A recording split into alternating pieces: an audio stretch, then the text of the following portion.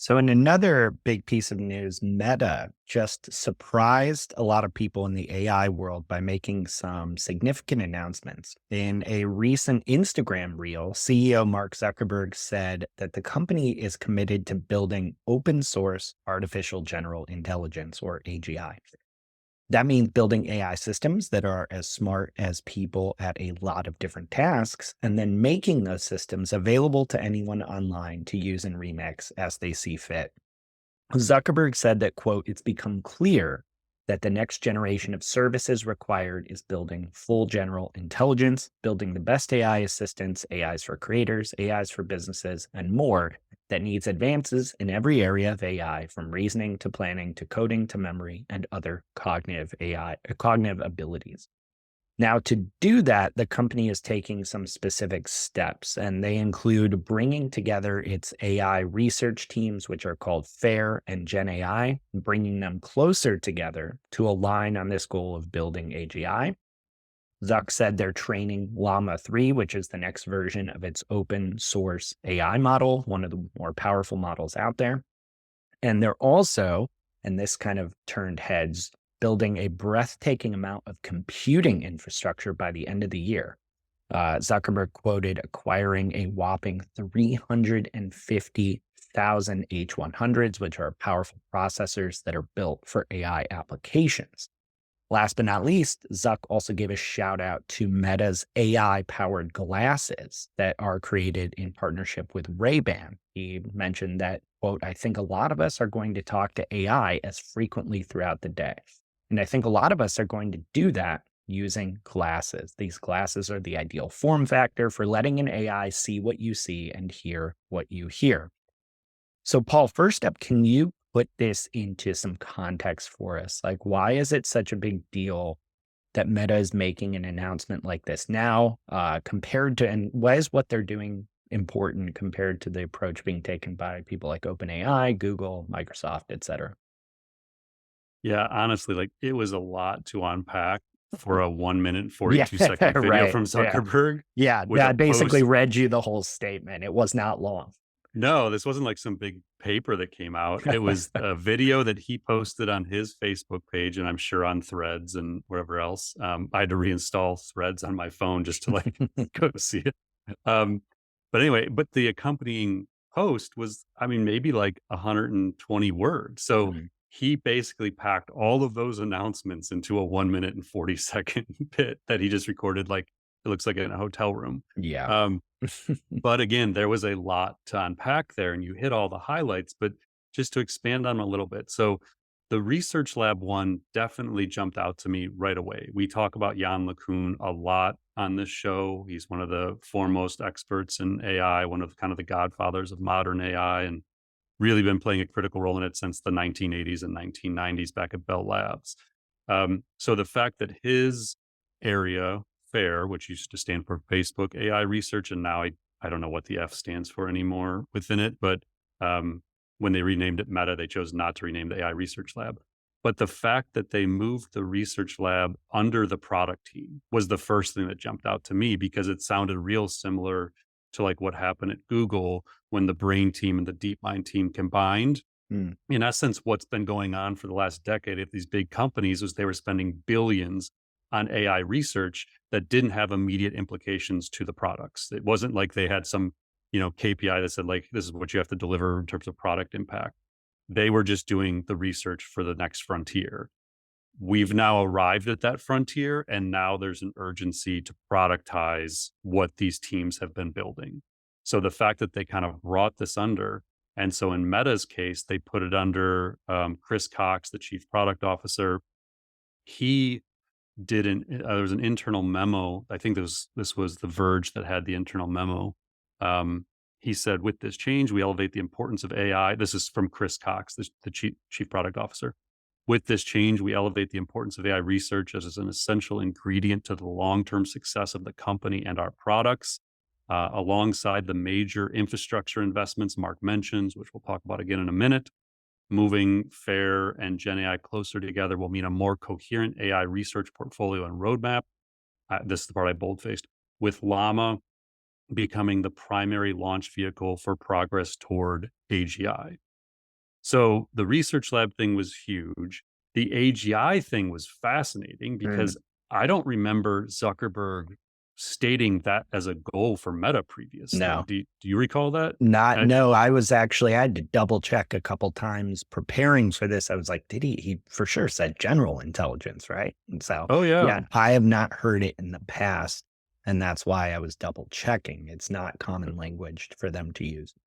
So now, interesting related to that, it ends up that LeCun was at the World Economic Forum last week, and he was doing an interview about this, and he started talking about human level intelligence. And so I'll just read a couple of instances. Because again, this isn't specifically tied to what Zuckerberg said, but it's interesting that LeCun, who is like the AI researcher, the head AI guy at Facebook, um, he said human level AI is not just around the corner. This is going to take a long time, and it's going to require new scientific breakthroughs that we just don't know yet.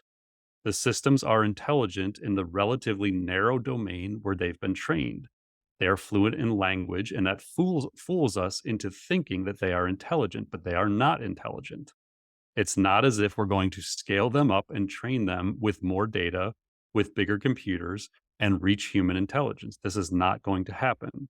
What's going to happen is that we're going to have to discover new technology, new architectures of those systems. So now, if you follow Jan, this is not a surprising comment at all. He is very much of the belief that we don't get to AGI through language models.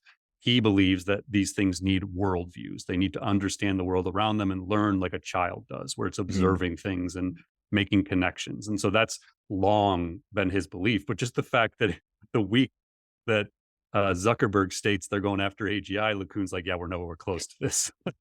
Because you wouldn't think they work for the same company in that moment when you were looking at those two things.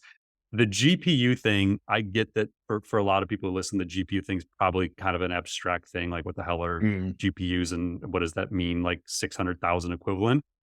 The, I was trying to find some context to give people um, where it's kind of obvious.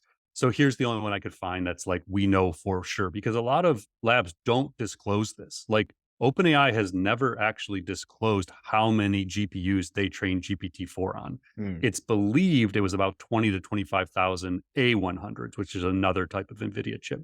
So 20 to 25,000 versus 300 to 600,000. You can do that math. But the other one we know for sure, we talked about this, I don't know, 10, 20 episodes ago, is Inflection, which is training Mm. pi.ai.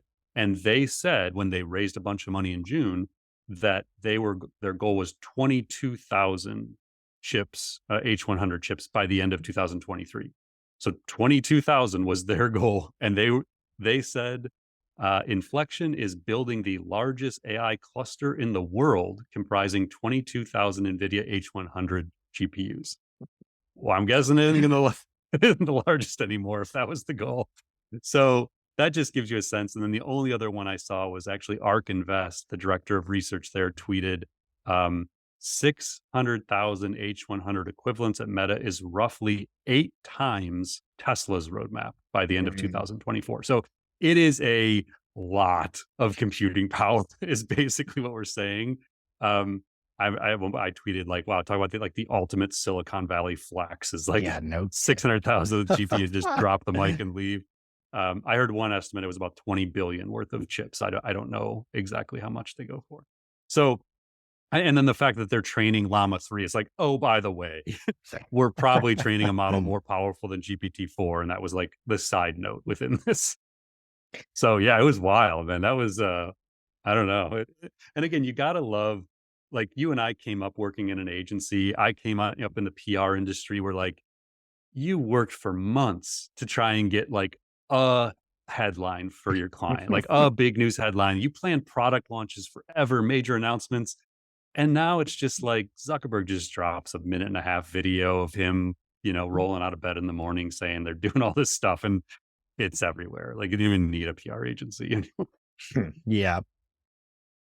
So I want to kind of unpack a little bit what kind of we talk about OpenAI, Google, Microsoft quite a bit. Like, what kind of unique advantages does Meta have in the AI space? I mean, they're doing all these very interesting things, but how are they differentiating and competing against some of these other giants? I mean, what strikes me is we've seen some recent articles kind of come out about the sheer amount of data that they're collecting on each of their users. It seems like maybe this is something that Meta has that others might not. One article from The Verge reported that a stunning 48,000 companies sent Meta data on a single person. And it also found that on average, Meta received data from more than 2,200 companies on each individual that they analyzed in this study. So, like, is that the secret sauce that Meta has that others don't? Yeah, I think you could do a trilogy. They have compute, obviously, that probably, I would imagine Google might be the only one that is surpassing them at the moment. I don't know that to be fact, but I would assume.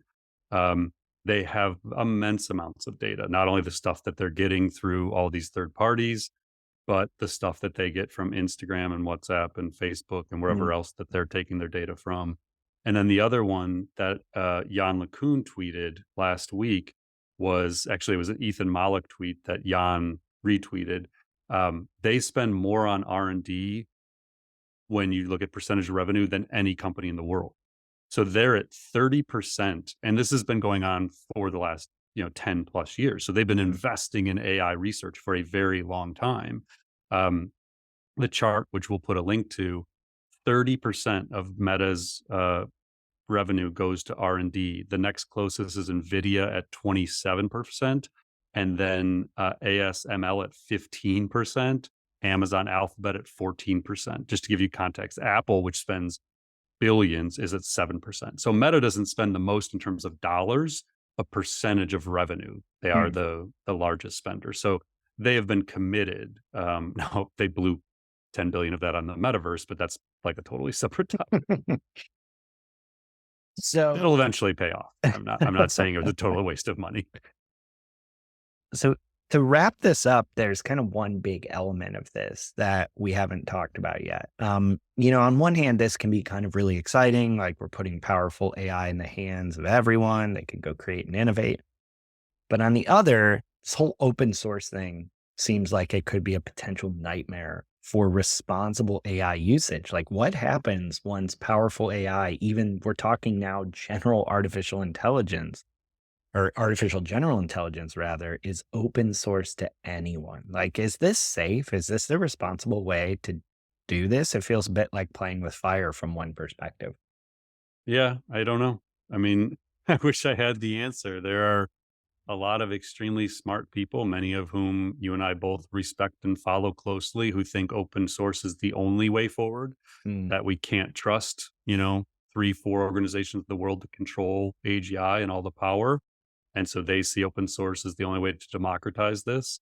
And then you accept that there's going to be bad actors and ramifications that come along with it. The alternative is, more in the Google OpenAI camp where they want it controlled. They want the regulation because they believe it's dangerous. And the open source people would say you're only doing that to try and prevent competition. The regulatory capture concept we've talked about a number of times. I don't know where I fall honestly on what I really believe. All I know is it's irrelevant because we're done. There's no turning back. The open models are out there. They're not only in the US, in other countries. Um, and it's just where it's going. And I think we just have to do our best to prepare for the fact that this is the world we're going to live in. There will be very, very powerful open source models. Meta is intent on that happening. And even if they put regulation in place today, mm. it's already too late to turn back. I think we have to figure out how to live in this world of both models existing.